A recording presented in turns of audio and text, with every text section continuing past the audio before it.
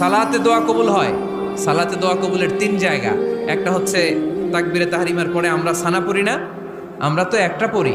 আল্লাহর হাবিব সুন্নাহ এবং নফল নামাজে আরো পড়তেন সানা, ওই দোয়া কবুল হয়। দুই নম্বর জায়গা সালাতে সেজদায় পড়ে দোয়া করলে কবুল হয়। আকরাবু মা ইয়াকুনুল আবদু মির রাব্বিহি ওয়া হুয়া সাজিদ ফাকসিরু ফীহি দুআ। বান্দা যখন সেজদায় লুটিয়ে পড়ে, বান্দা আল্লাহর সবচেয়ে কাছে চলে যায়। কিন্তু বিশ্বনবী বলে, সেজদাটা তোমার রবের কুদরতি পায়ের উপরে পড়েছে। সেজদায় পড়ে দোয়া করেন। সালাম ফিরানোর আগে বিশ্বনবী দোয়া করতেন, লা ইউসাল্লিমান্না আহাদুকুম হাত্তা ইয়াতাআওয়াযা মিন আরবাআ। আল্লাহর হাবিব বললেন, চার জিনিস থেকে পানাহ না আছে আমার কোন উম্মত যেন সালাম না ফিরায়। তারা যেন পড়ে, আল্লাহুম্মা ইন্নী আউযু বিকা মিন আযাবিল কবর, আউযু বিকা মিন আযাবি জাহান্নাম, আউযু বিকা মিন ফিতনাতিল মাহইয়া ওয়াল মামাত, আউযু বিকা মিন ফিতনাতিল মাসিহিদ দাজ্জাল। আল্লাহ কবরের আযাব থেকে বাঁচাও, আল্লাহ জাহান্নামের আগুন থেকে বাঁচাও, আল্লাহ জীবন